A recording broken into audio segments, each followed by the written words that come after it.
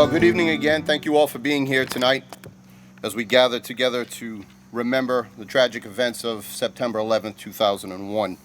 Seems like yesterday, but obviously 23 years have passed. It's important for us to gather together to remember, and as we say, never forget. So I'd like to just take a moment to recognize a few of our dignitaries that we have here tonight. So Chairman of the Swansea Board of Selectmen, Mr. Medeiros, is with us. We also have Select Board member Mike Bodette, our Town Administrator Mallory Aronstein as well. I'd just like to take a moment also to recognize the past and present members of both the Swansea Fire Department and the Swansea Police Department that are here with us tonight, and thank them for their service. And most importantly, I'd like to ask those of you who have served in the armed forces to please stand so we can recognize your service as well.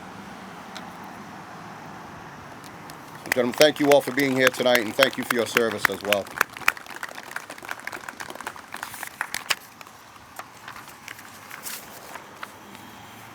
So we have a few short speeches tonight, and again, we certainly appreciate your time and taking the time out of your busy schedules to recognize those lives lost on September 11th. Town Administrator Mallory Aronstein will address us shortly, and I'll ask Chief Mark Foley of the Swansea Police Department to also offer some remarks. At this time, I'd ask you to please all stand.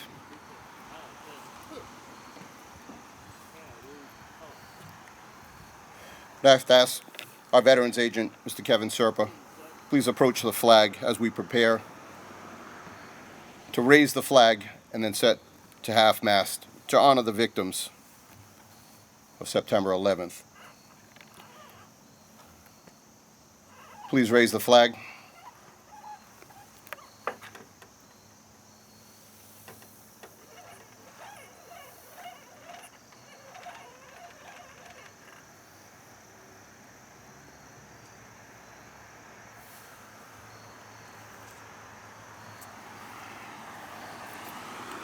Thank you very much.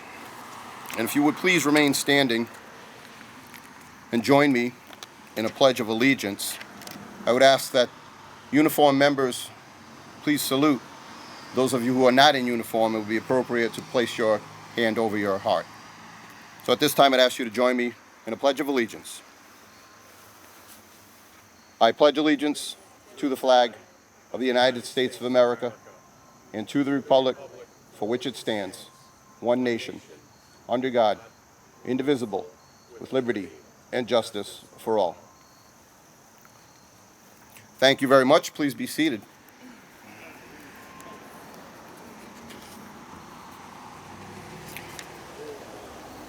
So once again today we gather to pay tribute to the 2,977 innocent lives that were lost in the terror attacks on September 11th, 2001.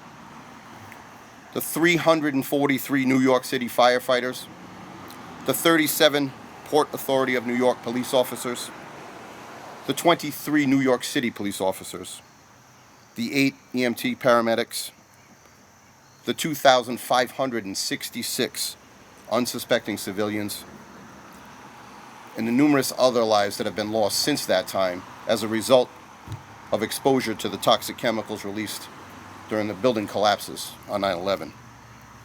So today, we take a moment to remember them. We take a moment to honor them for their bravery and certainly for their sacrifice.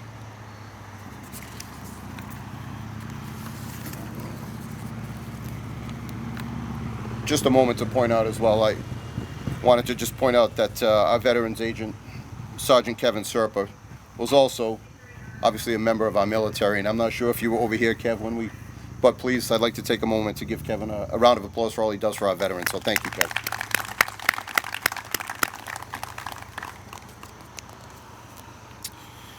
So at this time, I'd like to invite Ms. Aronstein to come forward if she'd like to say a few words. And again, we promised everybody we'd keep it brief tonight, so I will invite Mallory to come forward and say a few words. Thank you. Absolutely. Good evening.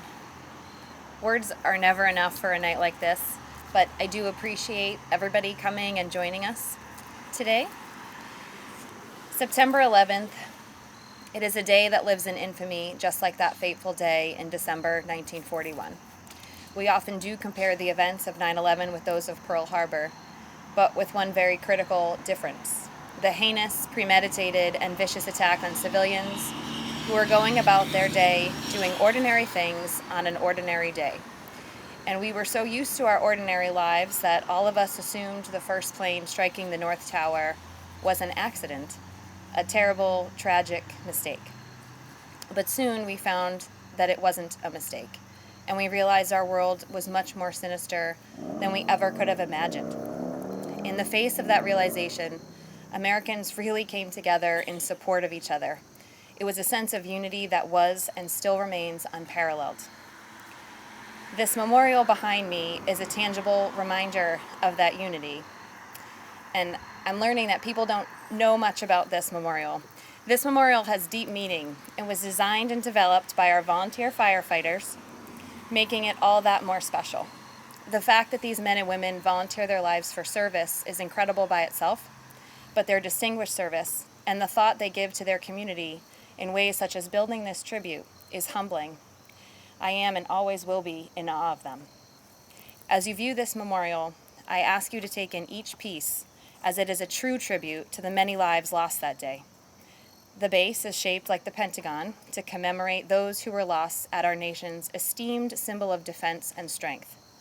The flagstone walkways leading up to it are Pennsylvania bluestone to honor the true heroes on United Flight 93, strangers coming together in one final act of utmost service to their country.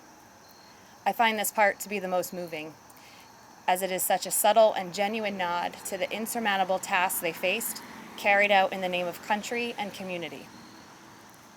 Lastly, the two beams stand tall, reminiscent of the Twin Towers themselves. These beams are part of the train rail that connected the buildings. They symbolize for me a continuation, a stretch onward in the face of extremely difficult times, and resilience, which is so uniquely American. Whenever we pass an anniversary of this sad day, I am reminded that inevitably time moves onward and us Americans grow with it. And since 2001, we have grown to be resilient like these steel beams. We have grown strong and determined like the base upon which they stand. We have grown to build unity and community in the face of tragedy and a deep sense of commitment to our country, the love of which was shared among those on Flight 93. As we go about arguing different sides to different debates, we should remember such passion is rooted in this love of country. We all want the best for our great nation and our great town. We simply struggle to agree on how we should get there.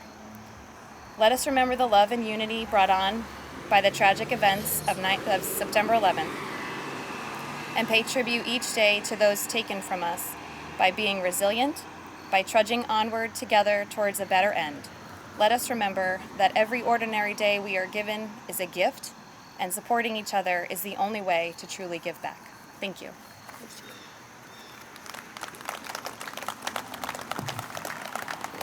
Thank you very much. Terrific job there. I know we kind of put her on the spot to be here tonight, and we certainly appreciate it. I think very, very well said. A lot of blood, sweat, and tears went into the construction of this memorial. We were fortunate enough to be able to dedicate a few years ago, and I know that our members take a great deal of pride in maintaining this and having this available to the people of Swansea. So please, when we are concluded tonight, if you haven't already done so, take a look around. This is your monument. This is to those lives lost, obviously, our monument to them, certainly dedicated to their lives, but for all of you to see and to learn from. So please take advantage of that tonight. So I would be remiss if I did not just take a moment to thank the members of our police department and fire department, honor guards, for being here tonight as well. They do a tremendous job for us at these types of events. It's important that they get out here. Their sense of duty, obviously, they put before everything, and certainly appreciate them being here tonight. So, gentlemen, thank you for being here tonight and doing all that you do for us. So, thank you. So, at this time, I'd like to ask Chief Mark Foley to come up, if you would please, to offer a few remarks. So, Chief Foley.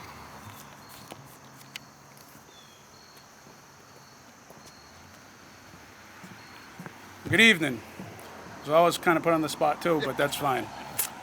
And the only thing worse than following Carl Sawayko would be following Mallory.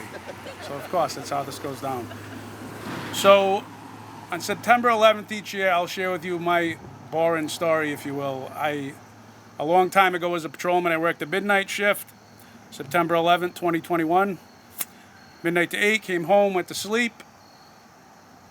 Believe it or not, my parents' basement, it was socially acceptable back then. I was a young man, but that's where I dwelled. I slept about 3 or 4 hours, couldn't sleep, woke up, went upstairs. My mom's watching the TV, and I'm like, what is going on? That was followed by, why didn't you wake me up? I didn't want to disturb you. You worked all night. But the emotions that poured out that day looking at that TV like everybody else, from sorrow to anger to just the realm of people calling what is going on in this country will stick with us forever. Immediately, I felt for those families. I felt for those first responders. I think it's one of the first times people recognize first responders run into danger. The sacrifice that was made by police officers, firefighters, first responders, civilians. So while we never forget 9/11, I can tell you what resonated with me and will always resonate is September 12th. September 12th, this country was a new country. People united in ways that I've never seen. I know officers were coming up to me. People were thanking us. I didn't do anything. People came together, they bonded, they united for one America, one people. So I will never forget September 11th. I ask everyone, never, ever, ever forget September 12th. If we could bring ourselves back to September 12th, this country would be a better place. No matter where you stand politically, that day we were one. That is what we need to return to. And I ask each and every one of you, please think of that day. Think of the way we came together, how we came together. God bless the souls of everybody that lost their lives on September 11th. God bless the town of Swansea. God bless the United States of America. Thank you all for being here today, and thank you to the fire chief for having me up here. I appreciate it. Thank you. Thank you, Chief. Chief, again, thank you for your words. Very, very well put. It's always tough to do when we put you on the spot like that, but we appreciate you coming through. So thanks again, Chief. We can never get enough of those stories. Obviously, we all have them. I think we all have some remembrance of exactly where we were on that tragic day. For me, very similar to the Chief, I have very vivid memories of what I was doing. I happened to be doing a detail here in town at a blasting site. Returned back shortly after the detail had finished. Because everything stopped. We returned to the station, immediately had the TVs on, and we were looking at everything going on and all. And I thought immediately for my wife when we learned that the 2 planes had taken off from Boston. She worked in Boston at that time, happened to work in a high-rise building in the city. And I don't think anybody had really a good understanding as to what was going on. But we certainly knew that those buildings were targets. And she, unfortunately, fortunately for us, was not harmed, but unfortunately she worried about someone else because she was pregnant with our first daughter at that time. And it really was a scary time for all of us. But I think especially, that will always kind of be burnt into my memory, waiting to hear from her, and of course we could not communicate for some time, but waiting to hear that she was out of the city and safely back on her way to Swansea. So, I can certainly understand where the Chief comes from. There's certain things that we will all remember, for the rest of our lives. And I think it is vitally important that we pass on those lessons learned and those stories to the younger generation that weren't around and really cannot comprehend what took place on 9/11. So I would certainly echo the Chief's sentiment and ask all of you to please carry that forward and never forget what happened that tragic day. So now I'm going to ask that Captain Bruce Antone step forward, please. And we're going to have the sounding of our bell. which symbolizes the striking of the 4 5s to honor the lives lost on September 11th. This is a fire service tradition when we lose a member. So today I'll ask Captain Antone to please strike the 4 5s. Captain?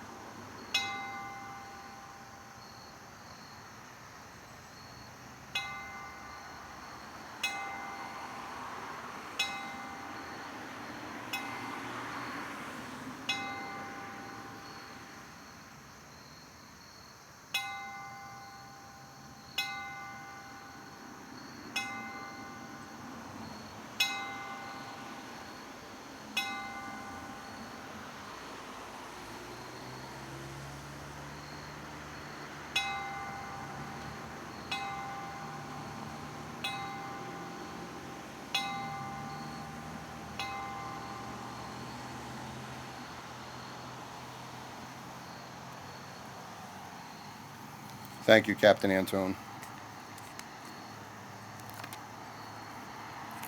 So at this time I would ask Sergeant Serpa, please, if we can return the flag to full mast and let it fly as a symbol of September 12th, in the words of Chief Foley, a time when we all came together to remember what this great country stood for.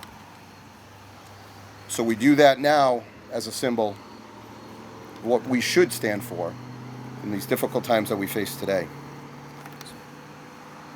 Thank you, Sergeant.